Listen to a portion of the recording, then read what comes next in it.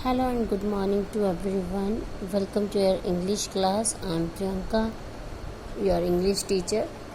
Today we will do a next chapter, new chapter for you. That is active and passive voice, chapter number 12 from your new fresh way grammar book. Listen beta, before doing this, I am telling you, देखो बच्चे, जो भी videos आपको send की जा रही हैं उसमें आपके व्यूज़ मींस आप कितना वीडियोस को देख रहे हो, कितना लाइक कर रहे हो और कितना कमेंट एंड सब्सक्राइब कर रहे हो, ये सब क्लियर होता है. So firstly I want to say कि आप सभी उसको सब्सक्राइब करो ताकि आपको जो भी वीडियोस मैं यहाँ इसमें शेयर करती हूँ आपको वो सब मिले. ठीक है, उसकी नॉलेज भी मिले, वो सब क्लियर हो topics.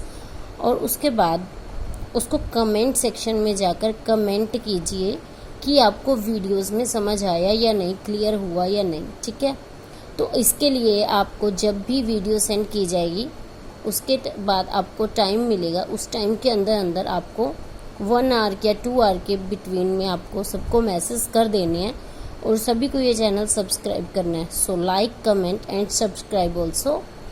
So next, yes, now we will start on chapter number 12. As I told you, active and passive voice.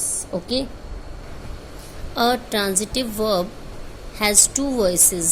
मैंने आपको ट्रांजिटिव और इंट्रांजिटिव करवाए थे ना, उसमें ये जो बताया transitive verb has two voices, the active and the passive. ठीक है, वॉइसेस आप हिंदी में करते थे वाच्य परिवर्तन, यही हैं एक्टिव एंड पैसिव वॉइस. ठीक है, a verb is said to be in the active voice when the subject is the doer of the action expressed by the verb. बेटा इसमें हम इसको ये भी कह सकते हैं सिंपली वे में कि जो हम टेंसेस करते हैं, प्रेजेंट टेंस, पास्ट टेंस, ये फ्यूचर टेंस, फिर present continuous, past continuous, future continuous, present perfect, past perfect, future perfect. तो ये जो सभी सेंटेंस होते हैं, सभी टेंसेस होते हैं, उन्हीं के ही हमने आगे वॉइस चेंज करने होते हैं. ठीक है, तो active voice and passive voice को अब ये हम नया है हमारे लिए टॉपिक, तो बहुत क्लियरली आप इसको शार्पली समझेंगे इसको. ठीक है, तो firstly I am taking an example, Jatinder can help Gurdeep. तो इसमें हमारी ये क्या है, subject, this is helping verb in auxiliaries और ये main verb means principal verb. दोनों वर्ब ही हैं, ये आपको क्लियर है इस टॉपिक का. और ये क्या है, गुरदीप यानी ऑब्जेक्ट, सब्जेक्टो, हेल्पिंग वर्ब, ऑब्जेक्ट. ठीक है, तो अब हमने करना क्या है, एक्टिव वॉइस, ये एक्टिव वॉइस है आपका. एक्टिव से पैसिव बनाते हुए हमने यहाँ ऑब्जेक्ट को सब्जेक्ट में चेंज कर देना और सब्जेक्ट को ऑब्जेक्ट में. कैसे, फर्स्टली हम यहाँ लिखेंगे गुरदीप.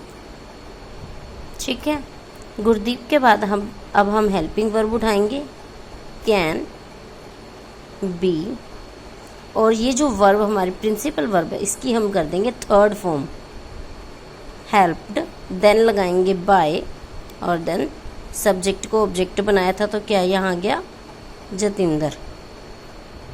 तो Gurdeep can be helped bye Jatinder.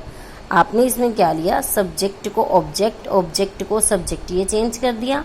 Then verb लगा दी, उसके साथ बी और ये हेल्प यानी वर्ब की थर्ड फॉर्म और देन बाय, ये आपको लगाना ही लगाना है. ऑब्जेक्ट को सब्जेक्ट बना दिया और सब्जेक्ट को ऑब्जेक्ट बना दिया. ठीक है, ये आपको वॉइस चेंज हो गया. Here are some examples in your grammar book. Garima can help me को हम क्या बना लेंगे, आगे आएगा जब आई. कैन बी, कैन का कैन बी और हेल्प का वही हेल्प्ड, फिर बाय और गरिमा को हम कहाँ लेंगे, ऑब्जेक्ट में. नेक्स्ट देखो, she can help you. You का यू, योर यू, यही रहता है ना ऑब्जेक्ट में भी. देखो ये सब्जेक्ट आए, फिर माई, फिर मी. तो मी अगर यहाँ होगा तो अब हम उसको आगे सब्जेक्ट में लेकर आएंगे तो क्या बन जाएगा, आई.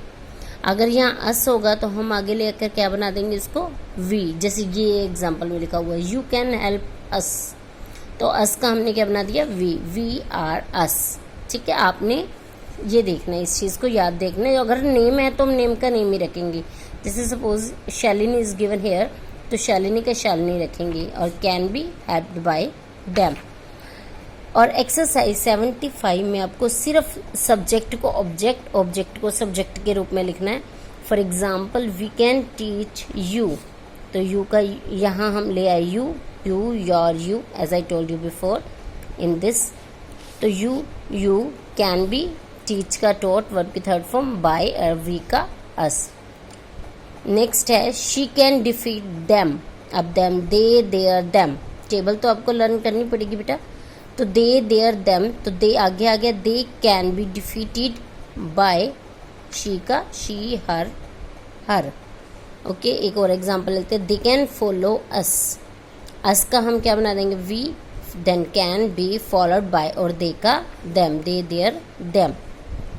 आई कैन परसुएड हिम का क्या बन जाएगा ही, हिज, हिम, तो ही सब्जेक्ट बन जाएगा ना। तो हम यहाँ तो ये ऑब्जेक्ट में है तभी हिम आया हुआ है, और हिम का सब्जेक्ट क्या होता है ही कैन बी परसुएडेड, इसकी थर्ड फॉर्म बाय, और आई का क्या हो जाएगा मी। क्लियर।